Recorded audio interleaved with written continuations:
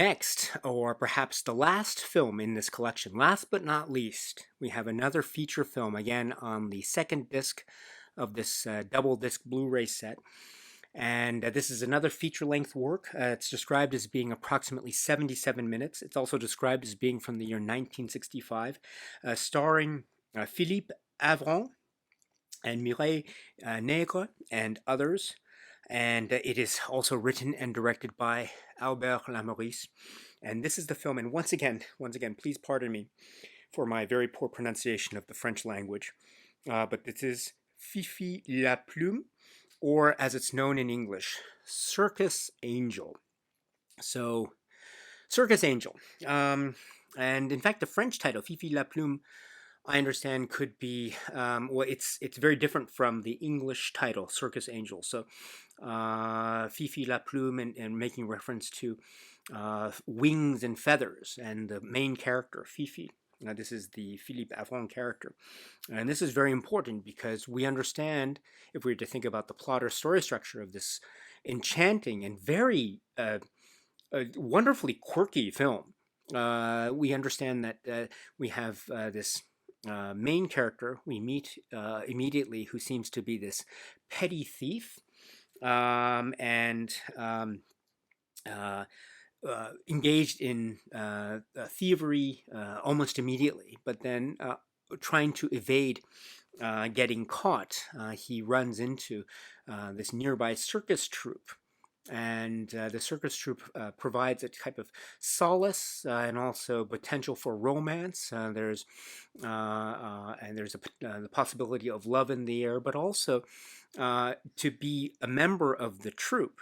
And this is where the film has its wonderful hook, which is through a certain set of plot developments that happen very early on in the film, he is allowed to participate in an act involving the circus performance and flying.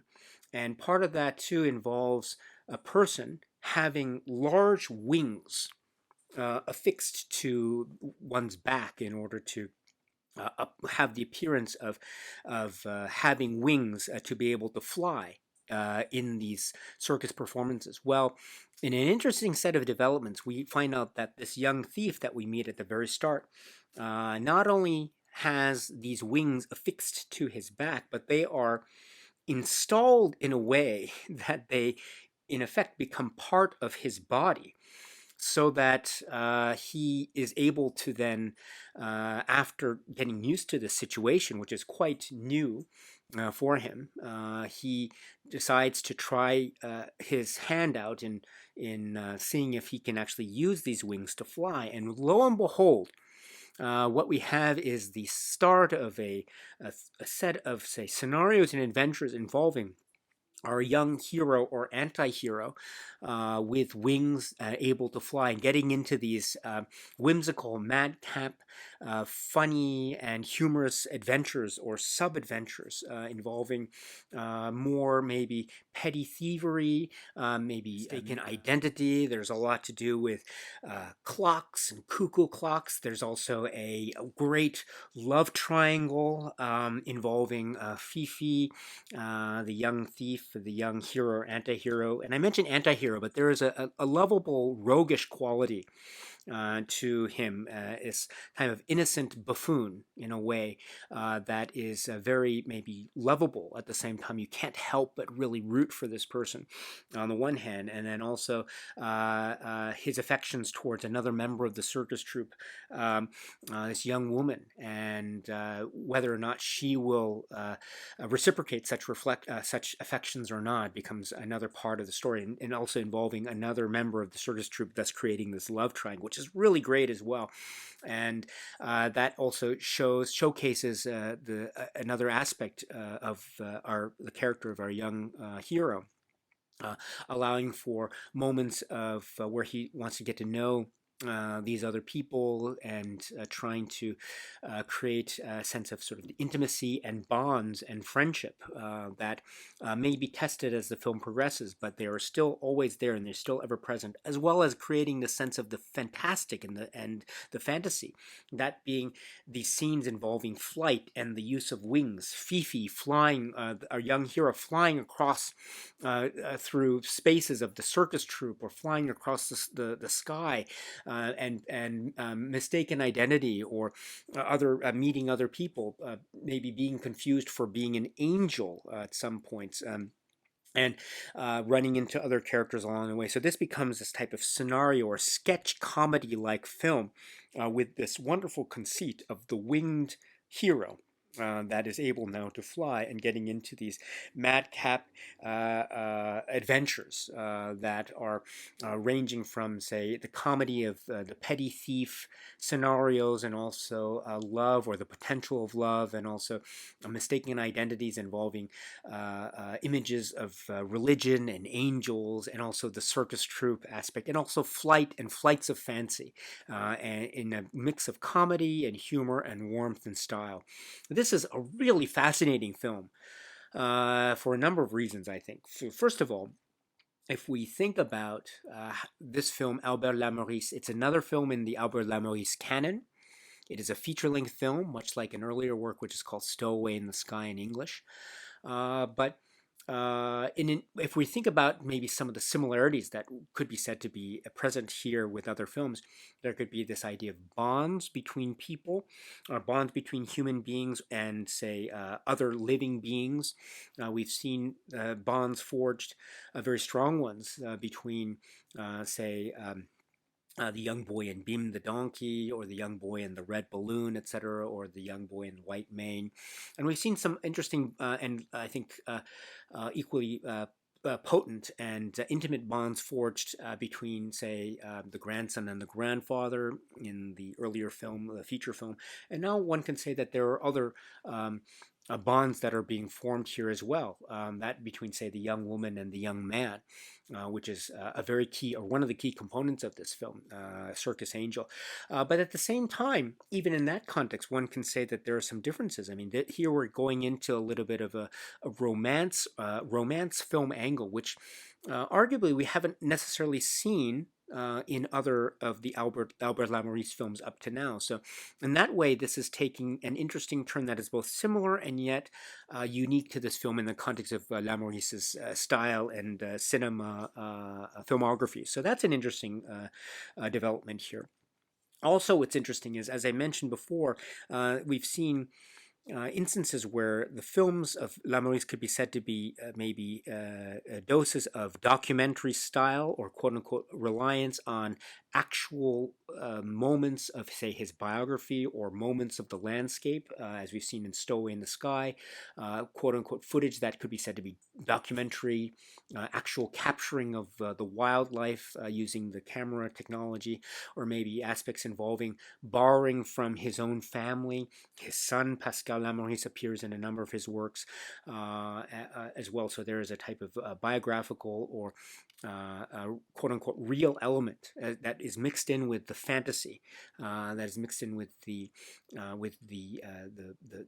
film narrative. Here we have a very interesting blend, which could be said to be borrowing more towards, say, the fantastic, namely this conceit of the wings that are essentially fused onto this body. So this is getting into a lot of, I think, fantasy territory. But what's interesting, too, is that it's done in a way that still holds on to the handcrafted quality. We're not talking about computer effects or anything. We're talking about something that is very, it seems to be an effect that is very practical in terms of the practical effects of it. It looks very much artificial. It looks very theatrical. But it still works in the context of the world and the universe of the film.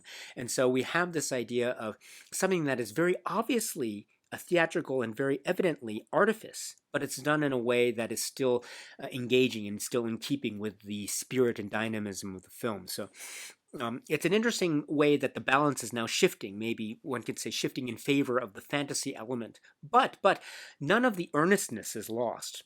On the contrary, there is still a great earnest quality to the say the honest projection of the characters. There is a believability, and there is a way in which the film allows us in.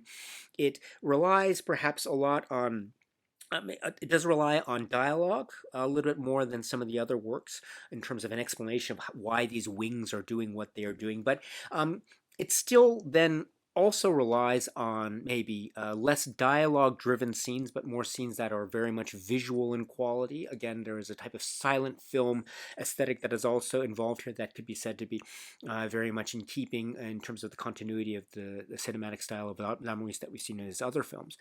So there's this interesting shift in balance there at the same time as suggesting a strong organic connection with his other works. So I like how this film feels like it's its own different thing while also maintaining the Lamorisse touch. And that is also, I think, a suggestion too of how Lamorisse is really looking for new things. One of the points of one of the supplements here is how Lamorisse as an artist is described as being an artist who really wanted to try different frontiers, try different things, not wanting to repeat oneself. And so we see elements that can be said to have a continuity, but in each of the films, and this film, Circus Angel, I think is no exception to this, they could be said to be standing on their own in their own individual ways. So they have a similarity, but they're also individual and unique and set off amongst each other. And I think that's one of the great strengths of a set like this. And to see the trajectory from going from, say, a film like Beam the Little Donkey, which is its own beautiful, wonderfully rendered story, and then going through the trajectory of his films all the way to maybe several years later with Circus Angel. I mean, there is a trajectory that is traversing so much, and there's so much difference, and there's almost similarity, and there's a breadth of scope that I think is so rich. And just thinking about the great way in which this film touches upon fantasy, but also there are some humorous moments that the film is deeply acknowledging, in terms of applying those moments of fantasy, but doing them in a way that it still feels very handmade and very accessible in that way. And so I really admire this film immensely, and it's also a testament to the real fortitude of the artistry of Lamorisse, the fact that he's able to make this type of film that is based on this conceit, that is done in a way that's well paced. It has different scenarios, different sketches, and the story, the adventures or the misadventures of our young hero or anti-hero, which still maintains this lovable, roguish quality that we as viewers follow to the very end. What a beautiful film this is. Again, this is the work which is Circus Angel.